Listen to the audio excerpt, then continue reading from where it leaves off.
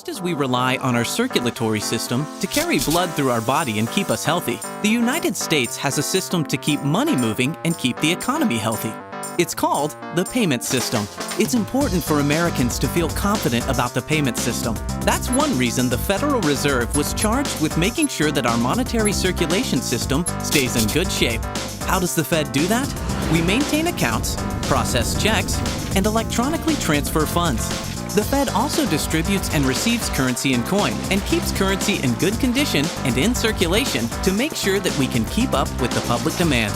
Every day, millions of transactions, valued in the trillions of dollars, are handled between sellers and purchasers of goods, like umbrellas, services, like plumbing, or financial assets, like stocks and bonds.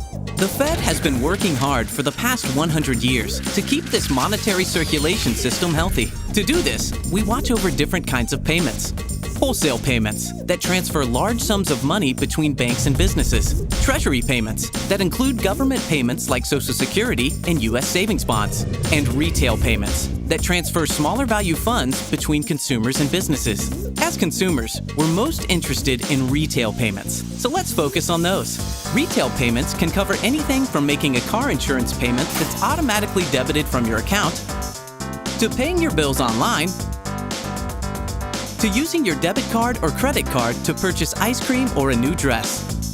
The Fed's National Retail Payments Office, called the RPO, is headquartered in Atlanta. The RPO deals with most of the nation's spending money that's held in checking accounts. Throughout the 20th century, paper checks were one of the most common ways for people to make retail payments. In the year 2000, the Federal Reserve System had 45 check processing centers around the country. Planes had to transport those checks every night to get them to their correct locations for processing. All that changed when the Fed led the charge to pass the Check 21 Act, a 21st century law allowing a picture of a paper check to act as legal documentation showing that the check had actually been paid. Check 21 drastically reduced the need for paper checks, so much so that only one of those 45 Fed check processing centers exists today. The amazing thing? In a little more than a decade, this monumental transformation of the retail payment system happened with virtually no disruption to the U.S. payment system, its customers, or its businesses. There have been many changes to the payment system over the years, and the Fed has kept things pumping along smoothly. But the future brings lots of new challenges. Today, technology is changing quickly. Online payments are becoming the standard. We need to make sure they stay secure and efficient.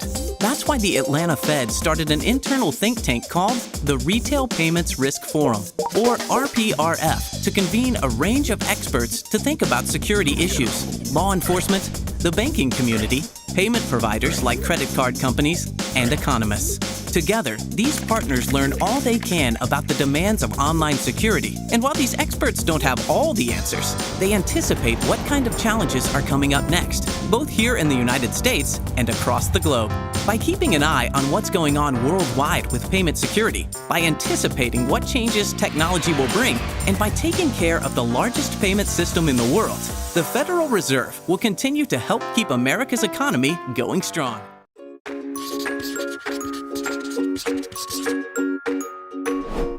Hi, I'm Ronnie. And I'm Susan. We work for the Federal Reserve, the central bank of the United States. One of the 5 key functions of the Federal Reserve is fostering the safety and efficiency of our nation's payment and settlement systems. Whether you're paying your babysitter in cash, writing a check to the plumber, swiping your debit card at the grocery store, or getting your paycheck by direct deposit, you're participating in the payment system. Payment systems facilitate financial transactions and purchases of goods and services by individuals and institutions, consumers and businesses, and investors and securities issuers.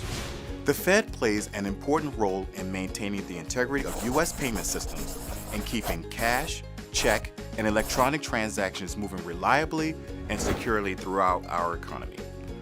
For example, the Federal Reserve Board in Washington, D.C. issues paper currency, which is put into circulation by Federal Reserve banks around the country. The Reserve banks also distribute coins and act as a bank for banks. In that role, they collect checks deposited by banks and return unpaid checks to banks on which the funds are drawn.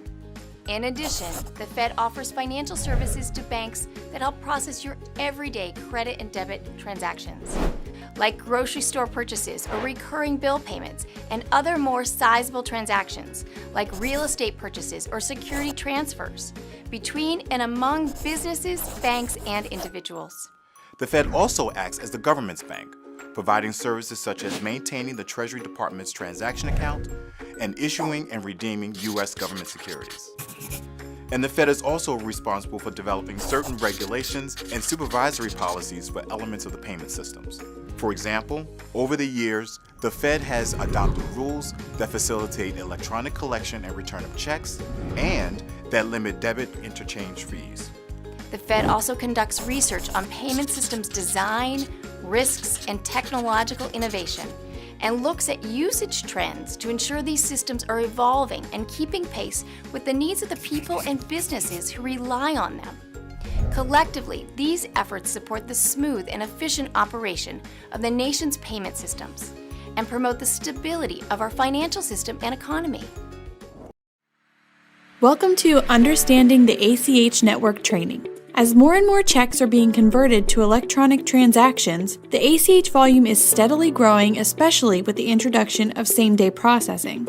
Consumers and businesses are also being introduced to many types of ACH products and services, so it's wise to understand the ACH network. Thus brings us to the question, what is ACH? ACH is an acronym for Automated Clearinghouse. In a nutshell, it's a nationwide financial network for the distribution and settlement of electronic transactions among financial institutions. The transaction can be a next-day settlement or same-day settlement, and there is a set of rules and formats allowing the exchange of transactions. ACH began in the early 1970s with a special committee on paperless entries. The first ACH Association began in 1972, and the National Automated Clearinghouse Association, which we now know as NACHA, was formed in 1974. The Monetary Control Act governing ACH transactions was established in 1980. An ACH transaction is an electronic transaction that can be either a debit or a credit. It can be a large dollar item, or it can be small in its value. It can also be posted to checking or savings, directly to a loan, or to GL for corporate transactions. An ACH entry can be initiated and/or directed to a consumer, corporate, or government transaction, and it can be single or recurring. Keep in mind, however, that before each ACH transaction enters the network, it must be formatted appropriately according to the Standard Entry Class Code and NACHA formatting requirements. Each ACH transaction has a Standard Entry Class Code. The Standard Entry Class Code indicates the type of transaction and the formatting requirement that applies for the transaction. Each ACH transaction also has a transaction code, which indicates whether the transaction is a debit or credit, or if it is destined to be posted to a savings, checking, loan, or GL. Each ACH transaction will be identified by your member's name, unless it is an electronic transaction, such as an ARC, BOC, or POP. It also has your member's account number at the financial institution, identifies the institution that should be receiving the transaction, and your member's identification number, which is an account number from the institution that is sending the transaction. Or if it's a check serial number from a converted check, it will also have the company's name or merchant that is debiting or crediting your member's account, along with their ID that can be identified into the network as well. Each transaction has an entry description so that the member knows exactly what the transaction is when it posts against their account. For example, it tells the member whether it's a payment, payroll, or annuity. The transaction is also accompanied with the company name, which tells the account holder where the payment originated. There's also an effective date. This is the date on which the company or merchant intends for the item to settle, but keep in mind it is not the settlement date. The settlement date is inserted by the ACH operator and is the date on which the funds are to settle and post to the account.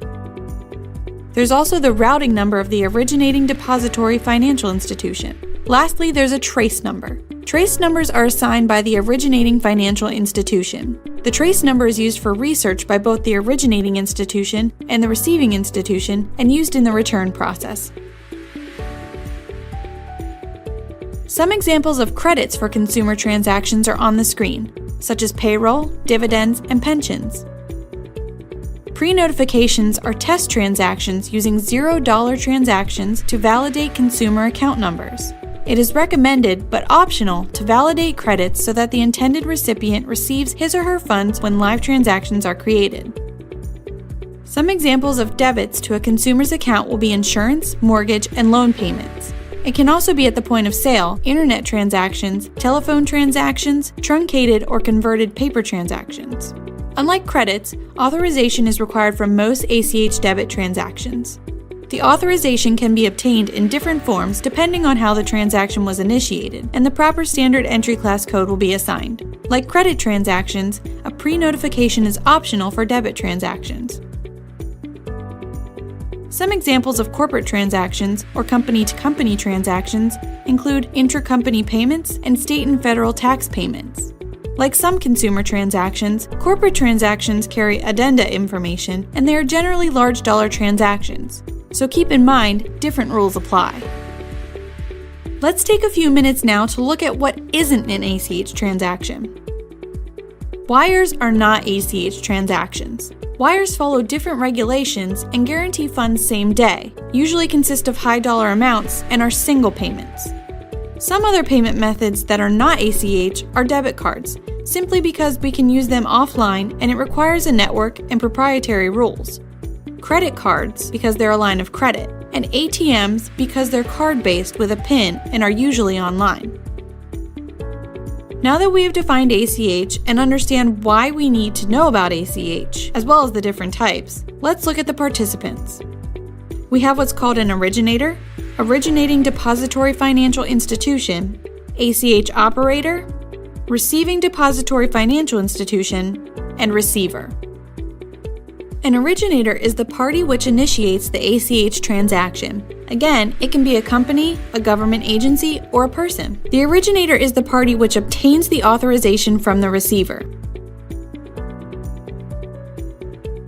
The originating depository financial institution, or ODFI, is the institution which originates the ACH transaction after receiving payment instructions from the originator.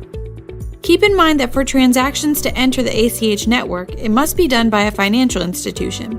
An ODFI must also act as an RDFI, or Receiving Depository Financial Institution, in the event of a return. The ACH operators are clearing facilities for the financial institutions. There are two ACH operators that participate in the ACH network: the Federal Reserve Bank and the Electronic Payment Network. Although both can be involved in a transaction, the main ACH operator is the Federal Reserve Bank. The next ACH participant is the RDFI. This is a financial institution which receives an ACH transaction for posting to a receiver's account. An RDFI does not have to operate as an ODFI. The receiver is a party which receives the ACH transaction and has authorized the originator to initiate the entry into the network. Again, it may be a company, a government agency, or an individual. This screen denotes the flow of an ACH transaction, understanding that it starts with the originator and ends with the receiver. So what governs ACH? The NACHA operating rules are a legal framework for the ACH network. It's published annually, and rules are implemented 4 times a year, usually in March, June, September, and December. In addition to the NACHA operating rules, UCC Article 4A and the Uniform Operating Circular OCC 235 Regulation CC, Regulation D, and Regulation E also govern ACH transactions. Keep in mind, Regulation E only covers consumer transactions, not corporate transactions. OFAC also governs ACH transactions, and when it comes to domestic transactions, financial institutions can depend on each other to conduct an OFAC screening. However, if it's an international ACH transaction, all ACH international transactions must undergo an OFAC scan prior to posting. Let's now move our attention to the types of ACH transactions. We will talk about the Consumer Standard Entry Class codes. We have PPD, POS, SHR, RCK, TEL, WEB, POP, ARC, and BOC. A PPD transaction is a prearranged payment and deposit entry that is usually for direct deposit or direct payment. It is the most commonly used ACH transaction and is typically reoccurring in nature. POS or SHR are point-of-sale debit transactions that are usually initiated using an access card such as an ATM card or debit card. Our first e-check standard entry class code is the Represented Check Entry or RCK. It's a debit entry initially presented as a paper check that was returned for insufficient or uncollected funds. The transaction itself must be less than $2,500 to be collected through the ACH network as an electronic entry. The representative check entry is not subject to the Electronic Transfer Act or Regulation E because it entered the payment world as a check initially. The next standard entry class code we'll discuss is Internet-Initiated Entries, commonly referred to as WEB. A WEB transaction can be single or reoccurring, credit or debit, and is only used when an authorization is given via the internet or by a mobile device. The next standard entry class code is TEL. TEL can either be single or reoccurring in nature. For a single transaction, a member would call in or a representative from the credit union would call the member and capture the banking information that's usually obtained from the bottom of the check. This includes the routing number, account number, and the amount of the transaction. Sometimes they give a check number, but it's not necessarily needed. For a reoccurring transaction, the member is authorizing multiple transactions. If a financial institution is going to accept multiple authorizations in a single phone call, two things must happen. 1, the call must be recorded, and 2, a payment confirmation must go out to the member. That's also the case for single entries, but it's either or. For a single transaction, either the call can be recorded and retained for 2 years, or a payment confirmation can be sent out to the member by the settlement date. But for reoccurring transactions, it must have both. The call needs to be recorded and the payment confirmation must be sent out to the member. Now with TEL, there are significant rules that must be followed. For one, there can be no cold calling. You must have a relationship with the member. In most cases, the credit union does have a relationship simply because the caller is most likely a member. It would be okay for a representative of the credit union to reach out to them as well. However, for anyone else, an existing relationship must be in place. If that's not the case, they cannot call and obtain the information. That's a breach of the ACH rules. However, a consumer or member can call into a merchant and then that information can be obtained. A lot of rules apply for TEL, but it can be an excellent collection tool. Accounts Receivable Entry, or ARC, is our next standard entry class code. An ARC transaction is received by an originator through the U.S. mail or Dropbox. The check is then used as a source document and presented for payment as an electronic transaction, capturing the routing number, account number, and check serial number. Our next standard entry class code is the POP, or Point of Purchase. You may have encountered this if you've gone into a place of business to purchase goods or services and you've written a check for payment. That check is then converted right at the time that you hand it to the representative. They capture the banking information and then give the check back to you. Our next e-check application is Back Office Conversion, or BOC, which is a hybrid of POP and ARC transactions. You may have encountered this type of ACH transaction if you've gone into a local Target. In this case, the merchant at the time of purchase agrees to take the consumer's check and then converts that check in the back office. The difference between POP and BOC is that the consumer does not get the check back. We've looked at various consumer transactions. Now let's focus our attention on corporate transactions. We'll cover CCDs, CIEs, and CTXs. The Consumer Initiated Entry, or CIE, is a consumer transaction. However, it's classified as a corporate entity because the consumer, or your member, is pushing the payment to the merchant and it's received through the ACH network. These are credit-only transactions, and payments are usually made through a home banking product. One of the most frequently used corporate transactions is a CCD. It's a corporate credit or debit, and it's used so one corporation can pay another. Corporate Trade Exchange, or CTX, is also a common corporate transaction, and it's a debit or credit transfer between trading partners. Earlier we talked about OFAC governing ACH transactions. Well, the IAT, or International ACH Transaction, is what OFAC applies to in the ACH network. It's an ACH entry that is part of a payment transaction involving a financial agency's office that is not located in the United States. The entry became effective September 18, 2009, and eliminated the cross-border payments or CBR/PBR transactions. Whether it's consumer or corporate in nature, all international ACH transactions are now affectionately known as IAT entries. IAT transactions follow the BSA travel rule, which mandates 7 addendum records. Within the ACH transaction or the IAT entry, it must have the name and physical address of the originator, as well as the name, physical address, and account number of the receiver. It then identifies the receiver's financial institution, any corresponding banks along with their bank ID, branch country code, and the reason for payment. All this information must be compared against the current OFAC SDN lists prior to posting. Now let's look at the transaction codes. Transaction codes are 2-digit numeric codes that define various types of debits and credits, and whether the entry is going into savings or shares, checking or share drafts, loans or GLs. If an entry is destined to a savings or share account, it will be identified with a 3 in the first position. If it's going to a checking or share draft account, it will be defined with a 2 in the first position. Loans have a 5 in the first position and are usually credits unless they're marked as a reversal. GLs are defined with a 4 in the first position. If the entry is a credit entry, then the second position will be denoted with a 2, and if it's a debit, a 7 will be in the second position. Some additional codes in the second position would be for an automated return or NOC, which would contain a 1 or 6. A pre-note would contain a 3 or an A remittance data for an NOD. Examples of the transaction codes are listed on your screen.